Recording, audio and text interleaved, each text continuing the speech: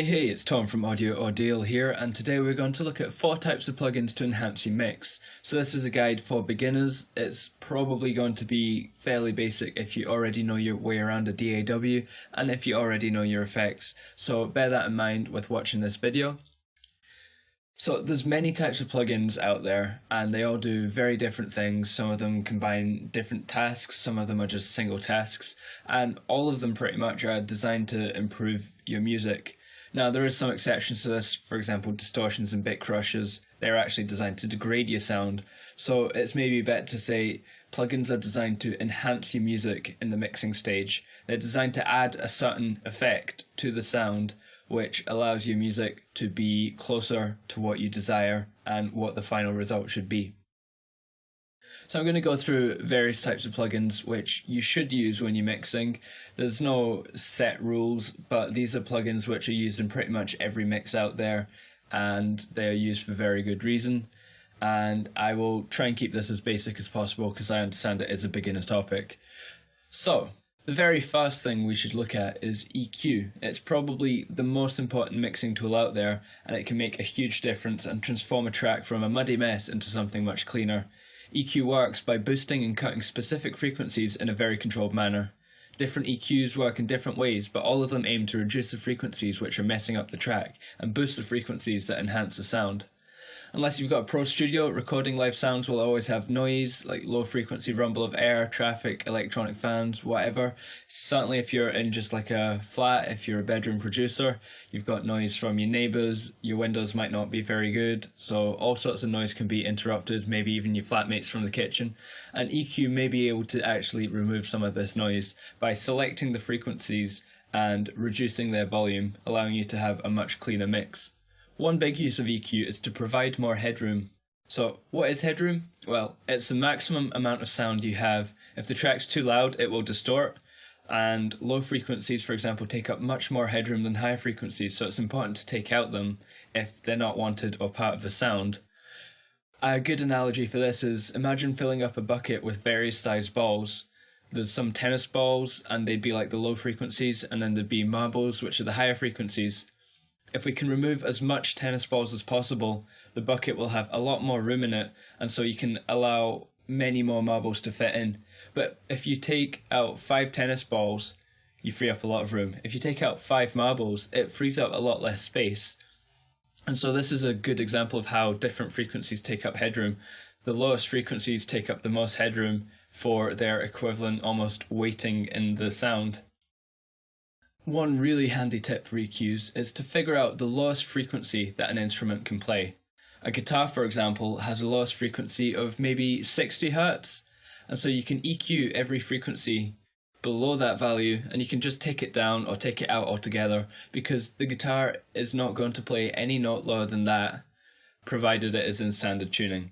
And this means all those frequencies that were below 60 Hz are now available for the bass and the drums. There's no rogue frequencies taking over. If there was a frequency at maybe 40 Hz in the guitar recording, it could be a hoover in the background, or it could be the air rumble or a fan rumble. We know for a fact it's definitely not the guitar.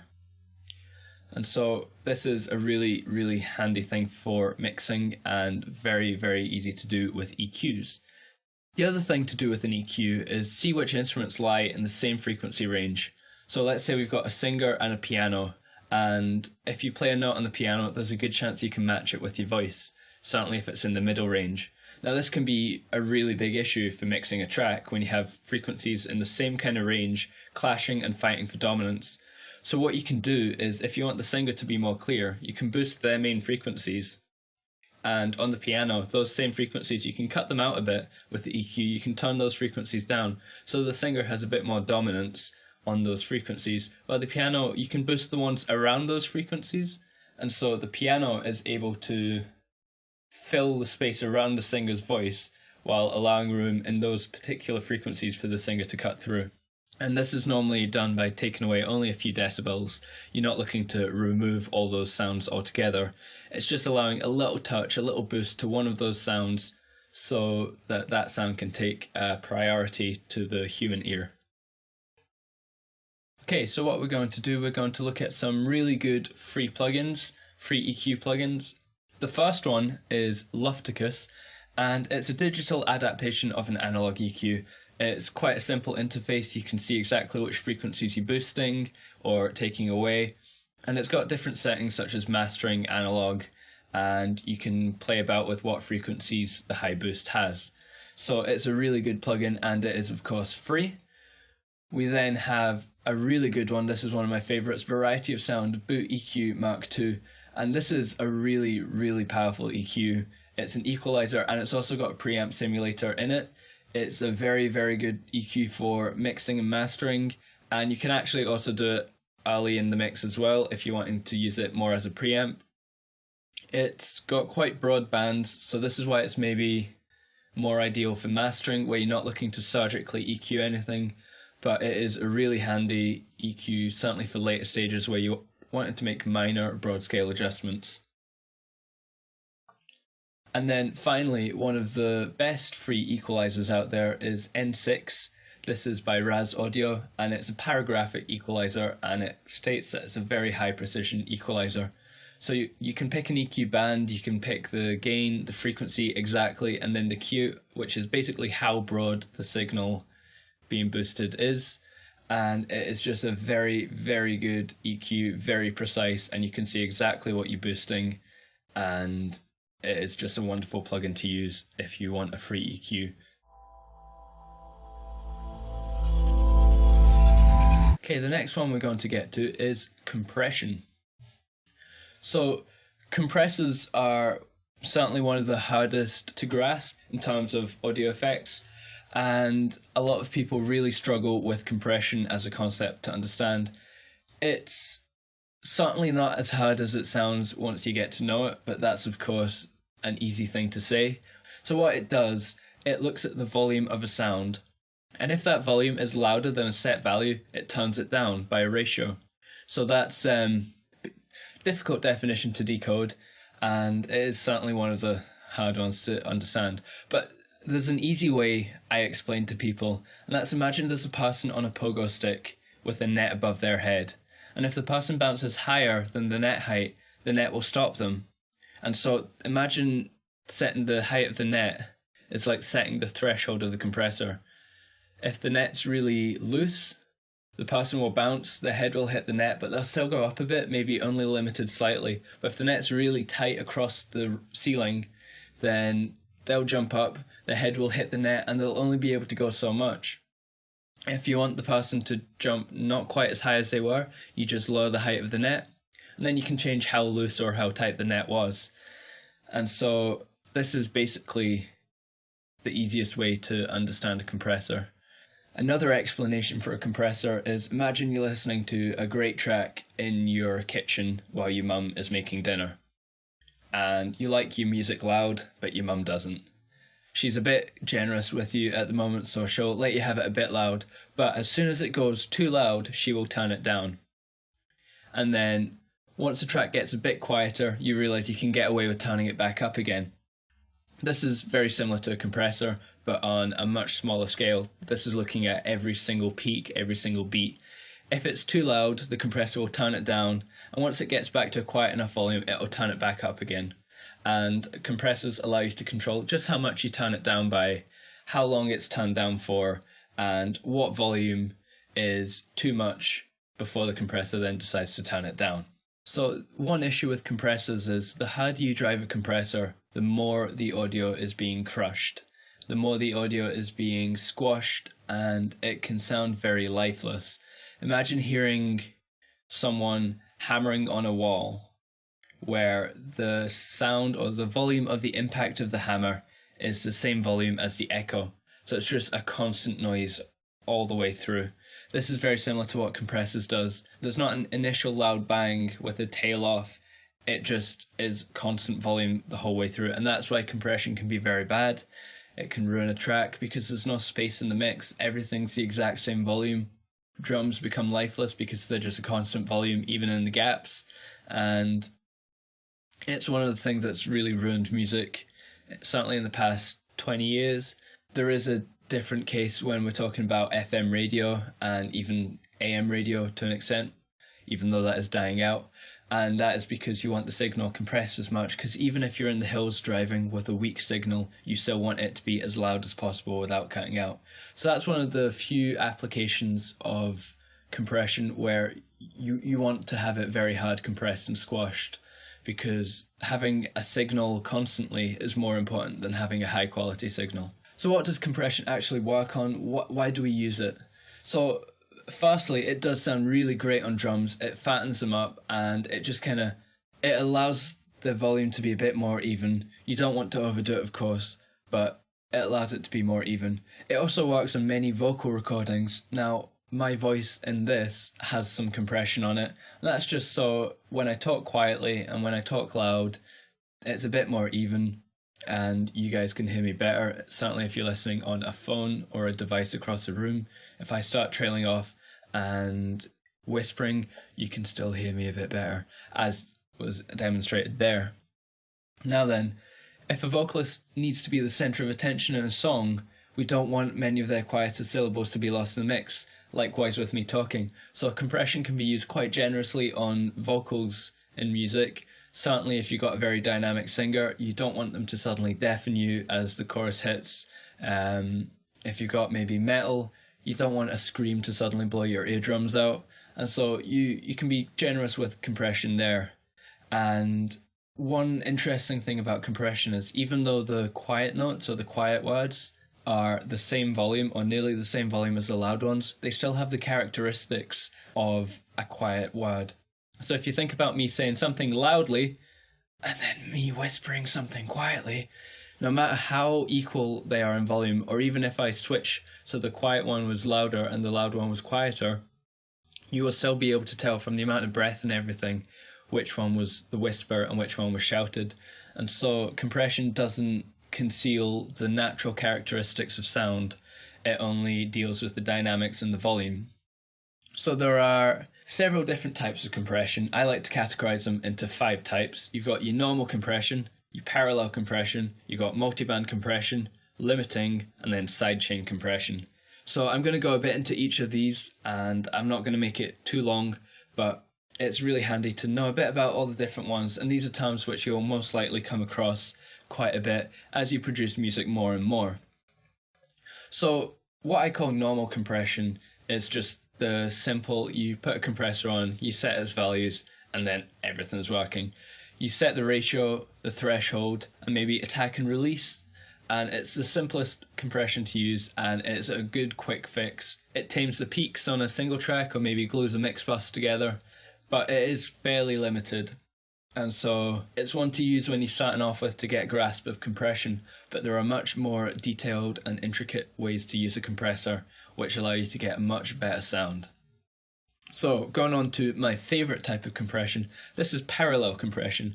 Similar to above, you're just using a simple compressor, but you can set it a little harder because what you're doing is you're taking the audio and you're splitting it into 2. On one side, you're compressing it, and on the other side you're leaving it free, and then you mix the signal back together.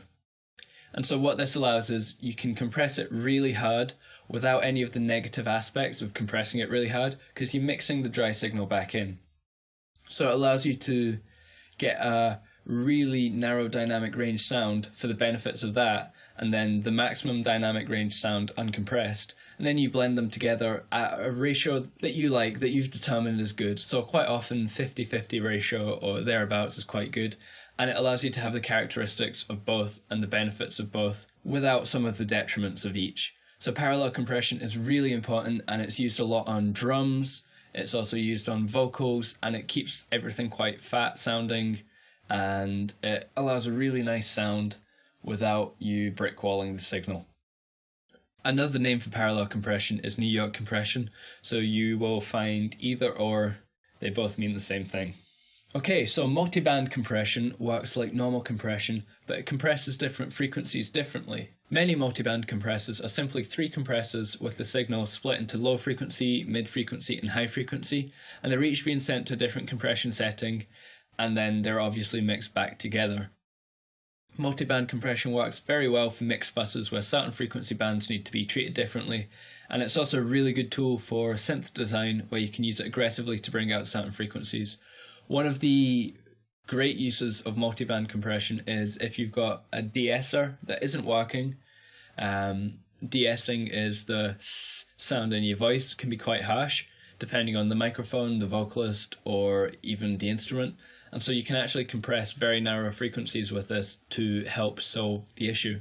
Let's go on to limiting, which is the hardest compression setting, and it has ratios above 1 to 10, and it goes all the way up to 1 to infinity, which is called brickwalling. And it's used to even up the peaks of the tracks and to allow the whole track to be louder without the loudest parts clipping. So if the loudest peaks can be brought down 2 decibels while everything else remains unchanged, then the whole track can now be raised 2 decibels in volume without those peaks actually clipping. So limiting tends to happen in the final stages of mixing and mastering, as it's the most destructive form and needs to be done with care. You don't want to limit when you still have massive spikes in dynamic range. You want to use it as a final polish. So same way when you're sanding wood, you start with the lowest grain, the roughest sandpaper to get the worst bits off, and then you use a really fine polish which makes it completely level and completely smooth. You wouldn't start with the finest sandpaper because you just ruin everything. So finally we have sidechain compression, and this is possibly the favourite among electronic music producers, and it works very differently. It's still a compressor and it still turns the volume down by a certain amount, but it's not triggered by the sound being fed into it. So it's not like a drum track is being turned down every time the drums get louder. It's actually triggered by a different sound. So instead of the trigger being the track, which is then getting compressed, you send another instrument into the trigger so it compresses a different track. So the most common form of sidechain compression is you put it on a bass line and then you use the kick drum to trigger the compressor. So every time the kick drum plays, the compressor takes down the volume of the bass guitar or the bass synth, and it allows the bass to be turned down every time the kick plays. This is really good because bass lines and kick drums have the same low frequency content, which will clash, and going back to EQs, the lowest frequencies take up the most headroom, so you want a lot of that volume to be kind of tamed and let down. It's very common in house music, dance music, and songs that kind of have a future bassy vibe often take it to an extreme, and it's one of the most iconic sounds in electronic music. So, some of the best free compressor plugins, you have KTC. It's an analog style compressor. It's a very, very simple graphic user interface, and it is free, of course. It allows you to parallel compress. You have your standard ratios, attack, release, knee controls, you've got gain, sum, and threshold, and you have your VU meters as well, showing you exactly what's going on. So it has a ratio of 2 to 1 to 10 to 1, so it can go from gentle compression all the way up to limiting, but it's maybe not the absolute best for really detailed compression. If you're wanting multiband compression, then OTT by Xfer is probably the best. It's really, really good to add to synths, any non-natural sounding tracks, so anything synthesized or heavily affected, it works really well on because you don't expect any natural sounds to come in. It's quite an obvious aggressive sound, and so if you have it on a violin or a piano, it might start sounding unnatural and your ears might pick it up, but certainly on synthesized and heavy dubstep, hard bass house, it works really well and it does wonders for the sound. Finally, my favorite compressor plugin of all time is actually Recomp. So it is Reaper's stock plugin, which is available to download for any DAW, and it allows you to do parallel compression, basic compression, sidechain compression. It's got a lot of different controls on it which are really handy to do. It's got trigger input filters, so you can select the exact frequencies which trigger it, and it has pre-compressors, and you can just visualize exactly what it's doing very, very well. So it's definitely the best compressor plugin for learning how to use compression. Certainly not the prettiest plugin, but this is the thing with Reaper stock plugins, they tend to be really, really good, just not pretty. So if you can get away with not having a pretty interface, then use the absolute best.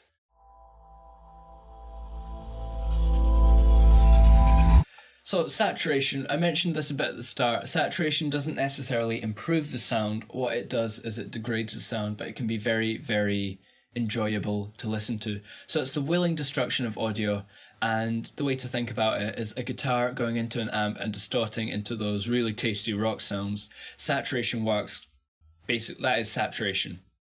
It adds a bit of dirt and grit in the form of harmonics, and how it works is the sound can only go through circuits at a certain volume before no more voltage can be added in operational amplifiers.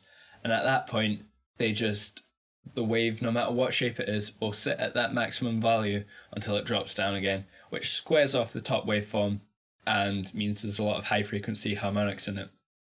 These harmonics, depending on how hard you're driving it and what circuit it is, can be different, so that's why you get different types of saturation.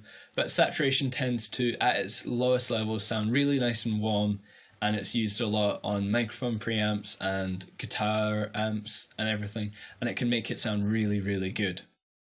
So it's really actually quite useful for trap music when you have those really low frequency sub kicks and sub basses. They are very sinusoidal, they're very bassy, and certainly a phone speaker can't actually play that frequency. So what a bit of saturation does is it adds enough of those higher frequency harmonics that those ones can be played on the phone speaker and indicate that there's something more bassy going on. And your brain's very good at listening to these harmonics and expecting there to be a lower frequency sound. So while you still can't hear it or feel it in your chest, it kind of implies that there is more bass going on. So that's why a lot of bass guitar amps have quite a nice warm saturation, and certainly for music mixing, a lot of bass tends to be quite saturated, even if it's only gently. There's a lot of harmonics which allow the bass guitar to be heard on smaller speakers and slightly worse than decent speakers. It also works as a tool to brighten up certain sounds. So if you maybe don't need the cleanness of an EQ to add certain high frequencies, you can actually use saturation to give it a brightness. So it can be really good for adding to a dull recording to add some shimmer. Certainly vocals, a lot of artists very artistically use saturation to make the sound a bit brighter, maybe a bit older fashioned, and it gives it quite a vintage element to it. Think about old style microphones or megaphones, it gives that kind of vibe. A really good example of that is Come Together by the Beatles, has quite a distorted vocal. Saturation as a final kind of out there statement kind of works as compression in a really dirty way, because it doesn't allow the signal to get any louder than the saturation level, and so the peaks do round or square off, and the difference is saturation squares it off by distorting it instead of turning the volume down. So if you're wanting a sound to not be as dynamic and you don't need the cleanness of a compressor, you don't mind it being a bit dirty, you could use saturation to do that. And to kind of prove this as a thing, think about playing a guitar through a clean setting on an amp, just playing a single note. That note might ring out for 5 to 10 seconds. If you play it with heavy distortion, it might ring out for 20 to 30 seconds at more or less the same volume, because it's so loud, so much volume is getting added to it, but it's clipping that the note, no matter how quiet it gets, will last a lot longer. And compressors do that very well too, they increase the sustain of sound. So possibly my favourite free saturation plugin is Ferric TDS. It's a vintage saturation, it's tape saturation and simulator, and to be honest, I would say if there's a single saturation plugin that will do the job for you, it is Ferric TDS. It's very subtle, you probably won't hear a lot of the effects it's having unless you've got really good speakers and headphones, or unless you're cranking it really hard on bass frequencies, but it really does add a nice element. I tend to put on a lot of my spoken word stuff, so as you're listening now, there will be a tiny bit of Ferric TDS on this recording, and that's because I'm not currently recording with a very good mic, and I will be eventually mixing it and mastering it just to sound a little bit better. And so Ferric TDS is by far my favourite. You also have plugins, well, to be honest, any stock plugin in a DAW that does saturation will do it well. It's one of those, if a DAW has made a bad saturation plugin, then you can go online and find any, and to be honest, they're all pretty good.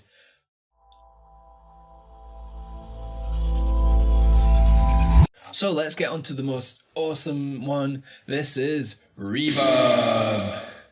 Reverb is possibly the most obvious effect in music, and it is the effect that makes things sound like they are larger in space than they actually are. Reverb is used on almost every instrument to some degree because it gives the element of space that is desired by the listener. When we listen to music, we want a mental picture of the whole band playing together in a particular space. The space that the sounds are recorded in, the heavily treated recording studio, don't tend to reflect this. Possibly the best era of reverb use was the era of stadium anthem rock music. Reverb was generously applied to everything to make the listener feel like they were in a massive concert with the band on the stage in front of them. Reverb is also an interesting mixing tool because it somewhat smudges the sounds together. In the same way, if you're looking at a painting, you might have a very clear painting with very sharp lines, and if you compare it to a watercolour where every colour is just blended out, everything's smudged out and blurred, Reverb's very like a watercolour painting. There's not really any clear defined sounds that just stop immediately. They always kind of spread out into the remaining space, and that's very much how reverb works. So using different reverb amounts on different sounds changes how far or close they are perceived. So more reverb would sit that sound towards the back of the stage and kind of blur it out. This is similar to how a painter or photographer would blur the background of the picture to draw the attention to the subject. And this is why a lot of music will blur out their background sounds or backing singers with reverb while the main singer is singing quite cleanly. Reverb is also very good at giving a 3D interpretation of the sound, so lots of reverbs are very good for the stereo field, and even if you've got a mono signal, they will play it out in 3D and turn the signal into a stereo sound, which is very important.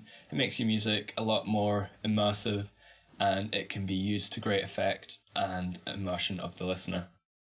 So I hope you've enjoyed this podcast video thing. I might do more of them, and these aren't really tutorials with a lot of visual input. It's mostly me just discussing different things, and a lot of it is based on articles I've written. And so definitely give me feedback if you want more of these, if they are helpful, and what kind of subjects you want me to talk about in the future. Thank you very much for listening. I am on Patreon and on Facebook. I'll link in the YouTube description below. Check them out. Even if you don't support me on Patreon, follow me on Facebook. You'll get updates, you'll get new videos, new articles, and it really helps me out. Thank you very much, and see you next time.